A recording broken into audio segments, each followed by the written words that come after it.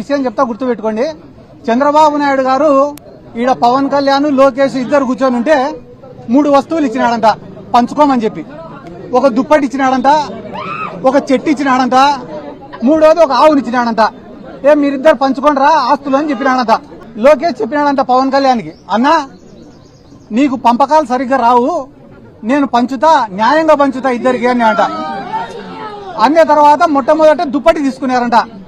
దుప్పటి తీసుకుంటే నారా లోకేష్ ఏం చెప్పాడంట, అన్న న్యాయంగా పంచుకుందామన్న ఈ దుప్పటి, దీన్ని పొద్దునంతా నువ్వు వాడుకో, రాత్రి అయితే నేను వాడుకుంటా అని అంట.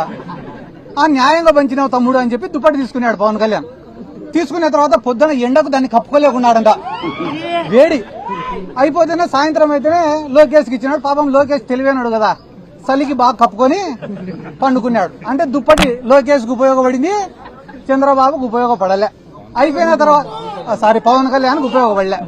అయిపోయిన తర్వాత ఇద్దరు చెట్టుకాడికి వినారు. చెట్టుకాడికి పోతే మళ్ళా లోకేష్ వచ్చి, అన్న ఇది కూడా న్యాయంగా పంచుతానా, నేను అధర్మం పాటించాను అని చెప్పి చెట్టు పై భాగం అంతా నేను తీసుకుంటా, కింది భాగం అంతా నువ్వు తీసుకొని నాన్న అంట. అంటే చెట్టుకు నీళ్లు పోసేదంతా పవన్ కళ్యాణ్, వచ్చిన పండ్లు తినేదంతా లోకేష్. అయిపోయిన తర్వాత మళ్ళా మూడోది ఆవుకాడికి వినారట. పోయి, అన్న ఇది కూడా నేను న్యాయంగా పంచుతానా, ఆవుకు ముందు భాగం అంతా నువ్వు తీసుకో, వెనక భాగం అంతా నేను తీసుకుంటా అని అంట.